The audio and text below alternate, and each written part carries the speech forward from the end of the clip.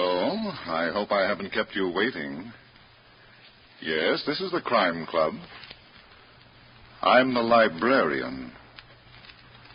The Sun is a Witness. Yes, we have that Crime Club story for you. Come right over.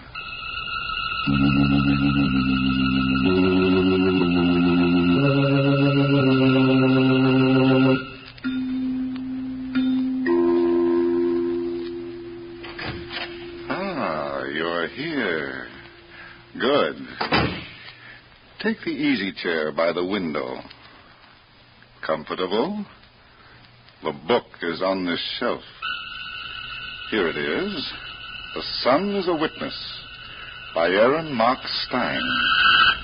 A very unusual story of a design for killing that couldn't succeed without murder. Let's look at it under the reading lamp. It was Tim Mulligan's job as an archaeologist to find out about dead civilizations. And he was finding out about the Anasazi, the Indian cliff dwellers who inhabited the Great Canyon walls of the Southwest many centuries ago. It was late morning, June 22nd, the second day of summer, and Tim Mulligan was digging carefully in one of the caves high above the canyon floor when George Dillon, the owner of the property and Tim's benefactor, climbed slowly up from the camp cave 30 feet below. He stopped to catch his breath. George, what are you doing up here? I wanted to see how you're getting along, Tim. You shouldn't have done it. You're hard. Where's Tony Blake? Well, he's around somewhere. You're not going to snitch on me, are you, boy? You're his responsibility, Pop. He's your doctor. Yes, but he didn't join the outfit so he can take care of me. What do you mean? He wants me to take care of him. Oh, that. Yeah. And maybe I will, after he and my niece Marion get married. But right now, it's Indian history that's got all my attention. Oh, yeah. Well, I dug up a grave, George. Anasazi? I think so. I haven't unwrapped the mummy yet. Good. We can do that together. Come on, let's go. What's that?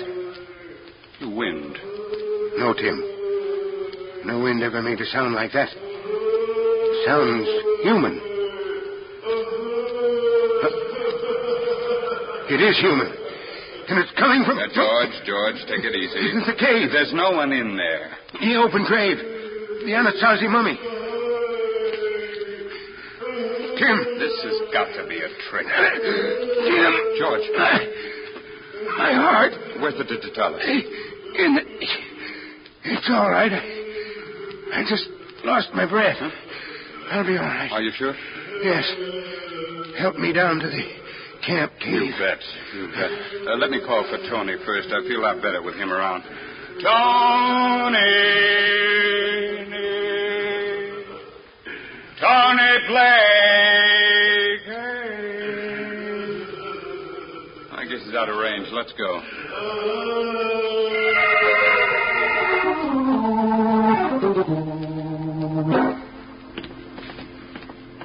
How is he, Tony? He just fell asleep. Let's get away from this cave opening. I don't want to disturb. Okay. What about that ghost, Tim? Somebody's trying to kill your patient, Doctor. Hmm? Do you think he can be scared to death? With his heart, anything can happen. That's what I mean. Where's Marion? Are you kidding? Not this trip. You, Marion, and I are the only ones here with George. The others... Well, that's where she went, to the others at the ranch house. When? This morning, while you were digging for your ghost. She was worried about her brother.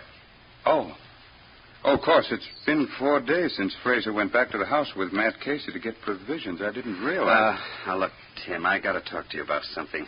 Yeah? Give up this crazy project. Give it up? up? It's not doing George any good. His heart can't take it. I'm not his doctor, Tony. And I am.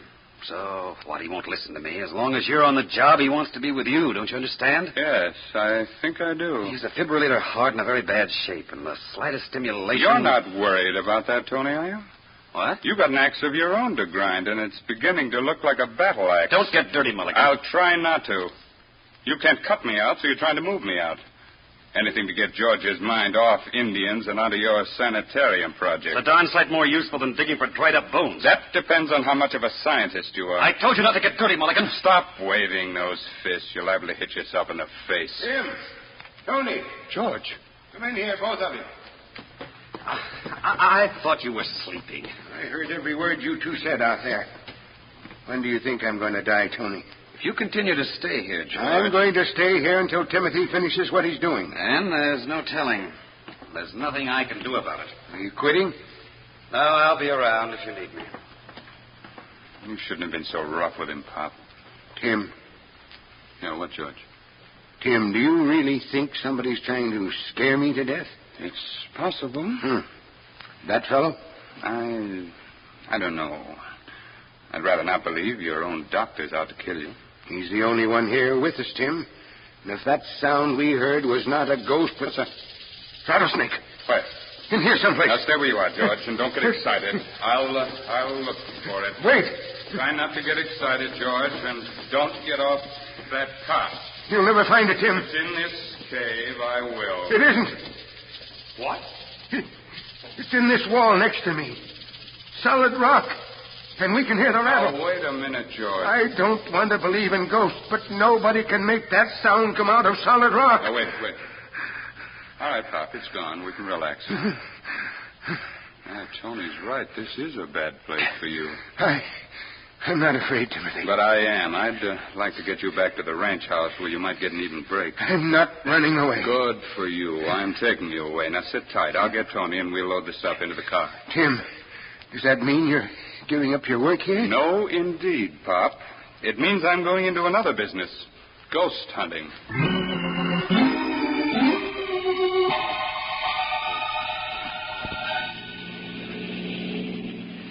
Well, George, as soon as we get to the ranch house, you start taking things easy. I'll do nothing of the kind, Tony. Say, Tim. Yeah? How soon do you expect to go back to the camp? Right after we get you set. Good. I'll get Matt Casey to come back with you. He knows every inch of that canyon. And if someone's out there playing ghost, or was... Don't be surprised if it was one of the Indians from the reservation. Is that your theory, Tony? They're very superstitious about their dead being dug up, Tim. Especially if they're going to be used as museum pieces. That's enough of that. Slow down. There's the ranch house. Oh, say, there's Fraser walking away from his car. Honk the horn, Tony. Ah, look who's here. You must have come up just behind me. Is the expedition over? Temporarily. Give us a hand with the luggage, Fraser. For you, Uncle George, anything. Where's the rest of the party? What do you mean? Matt Casey and Marion, of course. Are you trying to kid me? Well, aren't they here? No. Some joke, huh? Fraser, Marion left this camp this morning. She was coming to see how you and Matt were getting along. Matt and I? But Matt went back to camp 2 days ago. He took a truckload of provisions. Are you sure? Now, look, Tim, I was here when he left. You smell as though you might be foggy about things. I've had a few drinks, but I know what I'm talking about. I pick up the stuff in town, and Matt took it from here. Why didn't you come back with him, Fraser? I took a liking to civilization, Uncle George. So after Matt bounced off, I bounced back to town where the civilization is beautiful and lively. I got back a few minutes ago. You were there for 2 whole days? I couldn't help it. The attraction was magnetic. Can it be proved, Fraser? Don't be a comedian, Tim. What's mine is mine. What about Marion? I don't know, Tony. Sis might have been here. Say, maybe she hit for town. For some lively civilization? What does that mean, Mulligan? Nothing personal, Dr. Blake. Why don't you take care of your patient while I go back to the camp to find out if the spirit is still functioning?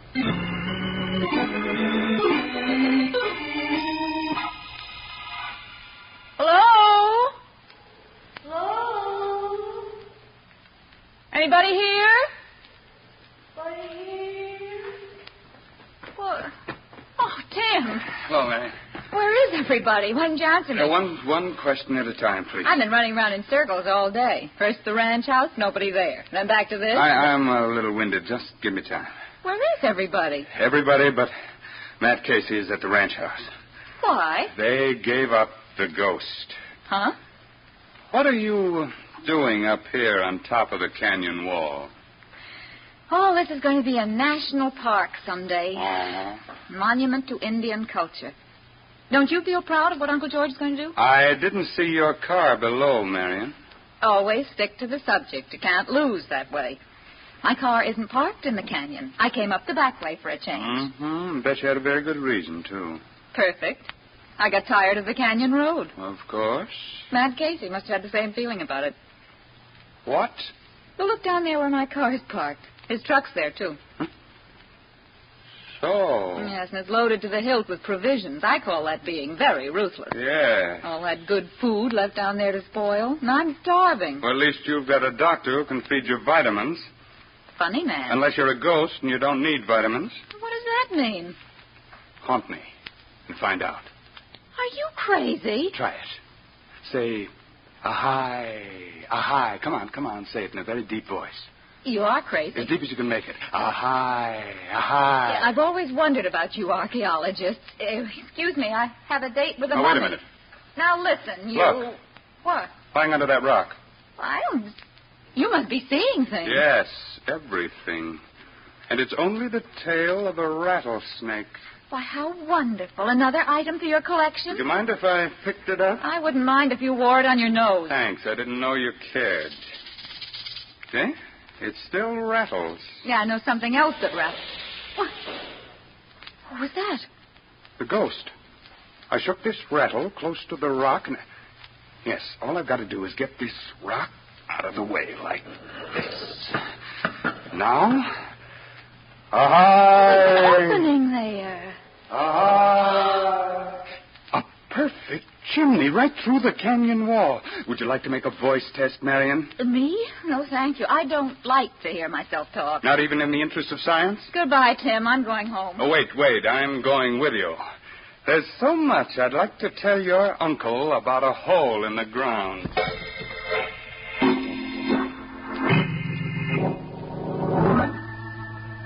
Frazier. Uncle George, say you had quite an experience up at the camp. Tony was just telling me about the ghost. Yes, and it's occurred to me with Matt Casey missing. Oh, he wouldn't try to kill me, Dr. Blake. I didn't say that he would, George. He's been working for me for 27 years. We're old friends. Frazier, I want you to organize a searching party for Matt. All right, but if you ask me, he's going on a bender. I don't think so. He's done it before. Why, there were times when he'd bust out for a whole week. He never did it when he had a special job to do. He knew we were waiting for those provisions at the camp. Yes, that's right, Frazier. Yes. He knew that I was waiting for something else that was much more important to me. Something else? Yes. Well, you might as well know about it now, Frazier. You too, Tony. I sent Matt Casey back here to type up a new will. Oh? Yep, I've decided to give all this property to the government for a national park. Well, that's nothing new, if that's all you've decided. That's all, Frazier. The rest of my property and all my cash go to you and Marion. Uncle George. Yeah? Nothing. You're just a swell guy.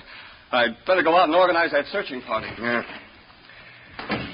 And as for you, Tony? No sanitarium, huh? Yeah, that's up to Marion. If she wants to set one up for you after I'm dead, she can do it. With my blessing.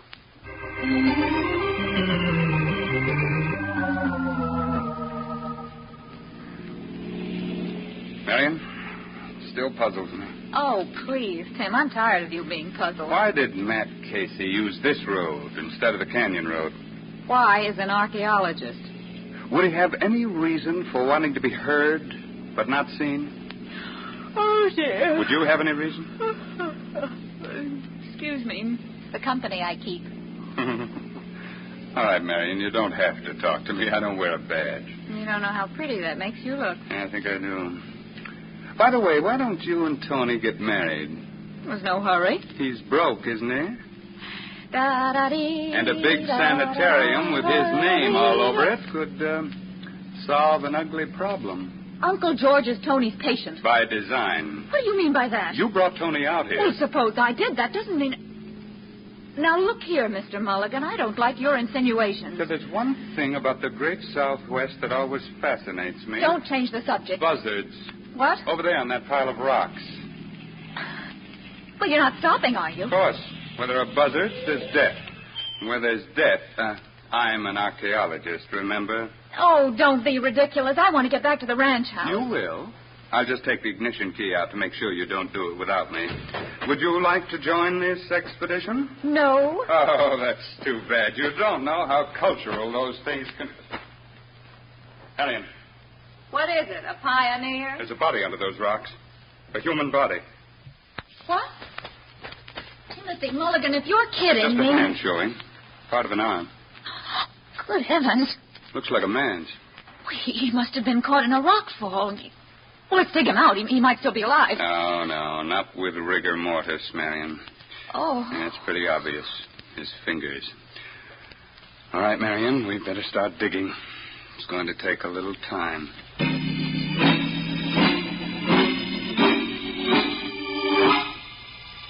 This one last rock. Now, come on. Heave. Don't relax. Keep going. Come on. What was that? We'll look later. Let's get this rock off first. You sit down, Tim. Yeah. Maybe you'd better go back to the car. All right. What'd you pick up? This roll of film must have been spread out under part of that rock. What? Maybe when the pile hit him, it bounced out of his pocket. Oh, you. And when we moved that rock, it snapped back on the roll. You would think that important, wouldn't you? What's a dead body to you? I'm sorry, Marion, but there's nothing we can do for Matt Casey except turn him over face up. No. There are things I don't understand about this. Matt being here, and his truck 2 miles up the road, and an old hand like Matt being caught in a rock fall. What was he doing in this cave? Marion, don't look. Marion, for Pete's sake, get a grip on yourself. Here, let me take you back to the car. Leave me alone. You leave me Now, alone. please, listen to me. I've known him practically all my life. He was my uncle's oldest friend. And listen to me in trying to understand what I'm saying. How are we going to tell Uncle George about this? How can Marion. It was no accident. Matt was not killed by a rock fall. What? What'd you say? He was murdered. Tim, I've had enough of you Now and your... listen. Matt was clubbed to death and brought here. I don't want to hear any more. And look. He was lying in the sand, face down. His face was covered with blood. Dry blood. But the sand is clean. You see what I mean? Please, take me back to the ranch house. I'm afraid I'm going to be very sick.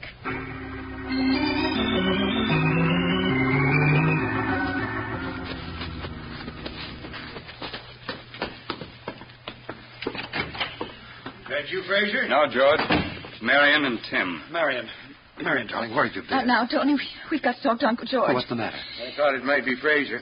He went out to organize a searching party for Matt Casey. Oh. Well, What is it, Marion?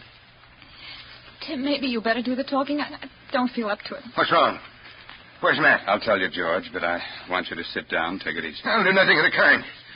Where's Matt? I say nothing until you sit down. He's dead, isn't he? Oh, my Lord. Matt. Tony. It's all right, Tim. I'll know what to do. Where'd you find him? Under a rock fall on the county road. Matt? Under a rock fall? Did you bring him back with you? No. We left him there. We'll have to notify the sheriff. Sheriff? He was murdered, Uncle George. All the evidence is there. We didn't want to disturb a thing. Murdered? Matt murdered? Tony, get the Harris. Where is it? In a bottle in the dresser in George's room. Quick. Marion, get me a glass of water and a spoon. George. George, it's going to be all right. It'll be all right. Can you hear, George? Tim, Marion. Yes, Tony. Anything I can do? Yes, get Marion to hurry with that water. Marion! Yes, the cupboard door was stuck. I couldn't get Here, it. give me that spoon. It's the worst attack I've ever seen have. Now, if I get him to swallow this stuff... Oh, he's spitting it out. Squeeze, you've got to get it down. Marion, hold his head back. No, I can't. Hold it back, I tell you. Now, Tim, I want you to force his jaws apart and keep his mouth open. I've got to get this stuff down. There's no time to lose. All right. That's done. Now, I'll make sure. Yeah, the water will push it down. There. Now, let him relax. Here, Tim, take this bottle. I'm going to check his pulse. Oh, something's wrong. But the digital isn't working. Get out of here, Tim. Never acted like that after taking the medicine. George! Uncle George, please.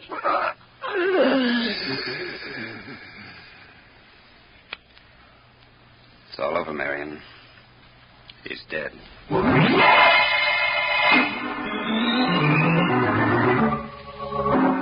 I didn't think, Tony. I just... without thinking. Marion, there's no use blaming yourself anymore. It was bound to happen sooner or later. I didn't have to throw it at him. I didn't have to yell murder. Ah, here. There. Take this pill. What is it? A sedative. No, Come on. Be good to yourself. You'll sleep for a few hours. Who's that? I don't know. Now, look, dear, you're as jumpy as a bee. Now, take this. Tony. Oh, Frazier. Come outside for a few minutes. I want to talk to you. All right. Hey, what's the matter with you, Marion? You've been crying. Uncle George is dead. What? He had a heart attack. And it was my fault. Oh, no. Dead. Tim and I found Matt Casey's body under a rock wall on the county road. It looked like murder, and like a fool, like a stupid, hysterical fool. I couldn't keep it to myself. I wasn't going to tell him. I was going to let you, Tony, break it to him easy. What do you mean? Well, we found Matt's body. It was wrapped up in a blanket. I guess Tim must have done that to keep the buzzards off. But did you tell the sheriff? No, a couple of the men took the body to the mortician in town. We thought... Tony, how quick did he go? Uncle George. Too quick, Frazier. Even the digitalis couldn't help him. It couldn't help Nothing him. could, Fraser, when it's not used. Oh, what do you mean, Here's Tim? a bottle with a digitalis label on it. I want you to taste its contents, Dr. Blake. What are you trying to say? I'm not trying. Go ahead, taste it. I put that label on there myself. I'm sure you did. And I'm sure you meant to do the right thing. Well, what's it taste like? Quinidine sulfate. Yes, that's what I thought. A powerful heart stimulant. When that gets into a fibrillator heart, it becomes a killer. Tim. I'm afraid so, Marion. No, Uncle George was not murdered. I'll never believe it. That bottle proves it, whether you believe it or not. How about it, Tony? I don't understand. Did you have quinidine sulfate in your collection of bottles? Yes, but that doesn't mean that I... Now, look here, Tim. I'm the only doctor for miles around. I keep a lot of medicines for emergency purposes. Of course. Can't you two fight this out some other time and some other Now, place? wait a minute, Fraser. I don't want any more talk. Not right now, anyway. Okay. I'll say no more. Until the sheriff gets here. I'll send for him myself. Good. Later. I think Marion and I should have some time to ourselves, don't you? Before Uncle George becomes Exhibit A. Well, that's your privilege. Well, if anyone should want me, I'll be in my room, wondering about things.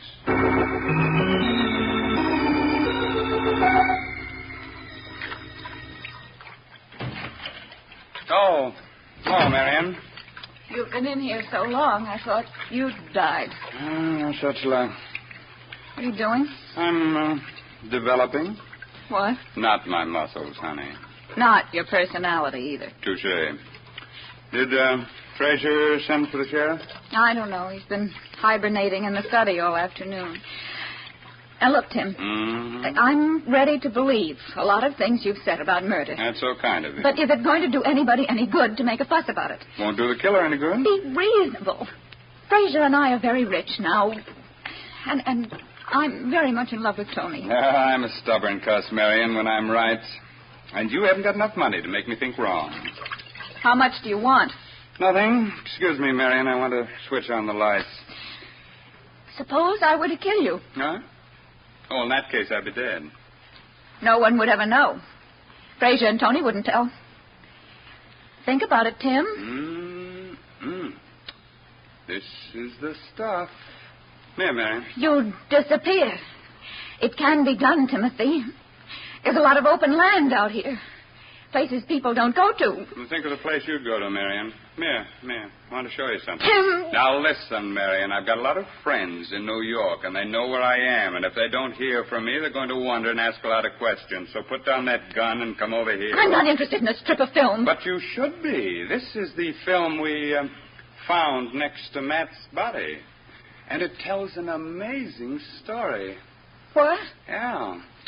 Do you see those 4 dark streaks on the negative? Well, what about them? Now, they all start at one point and then spread like a fan. The first one is short. The second one's a little longer. The third one is the longest. And the fourth one is shorter. So, what does it prove? It proves, Marion, that the sun is a witness. And right here on this negative, it's pointing 4 fingers at a murderer. What? Now, drop that gun. Oh, no. Yeah. A twist of the wrist, and we're equals again. Shall we go now? I'd like to see the other members of your family, present and future.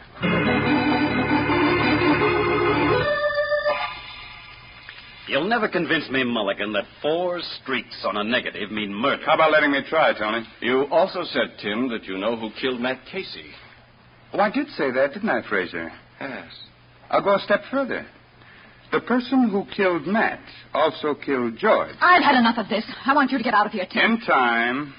But whether you listen to me or not doesn't matter. I know you'll listen to the sheriff. All right, Tim. Prove your sunstreak theory. Thank you, Doctor.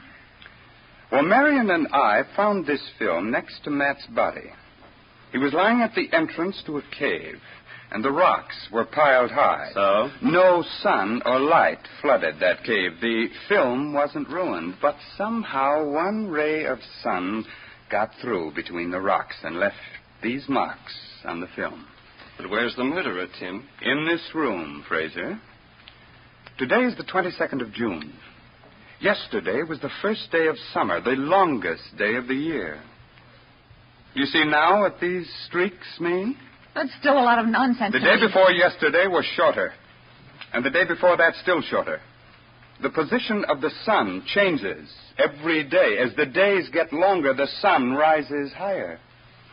Anybody want to question that fact? Oh, I see what you mean, Tim. According to that evidence, Matt was killed 4 days ago. Yes, Tony. He didn't return to camp 2 days ago, as Fraser told us. Fraser. Oh, what's the use?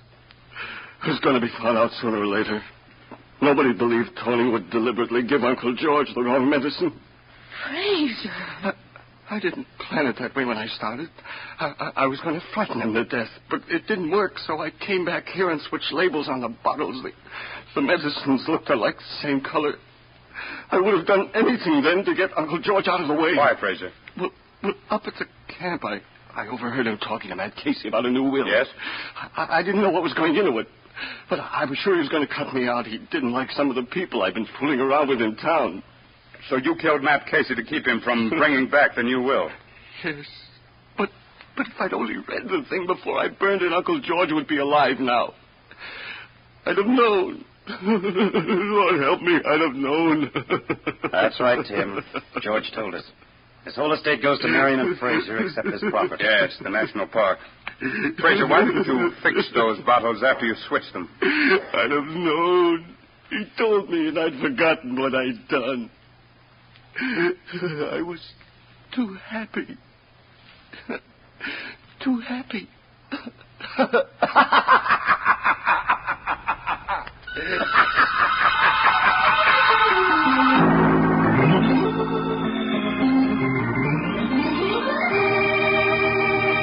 And so closes tonight's Crime Club book, The Sun is a Witness, based on a story by Aaron Mark Stein.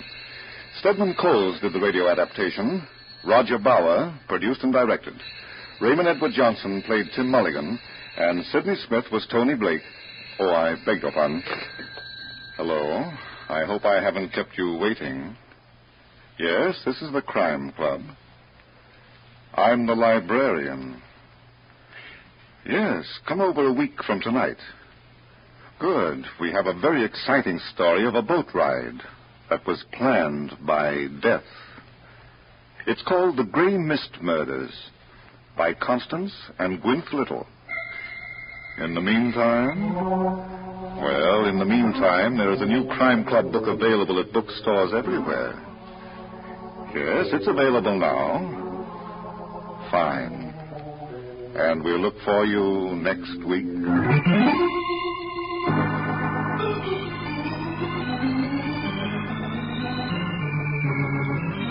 This program came from New York.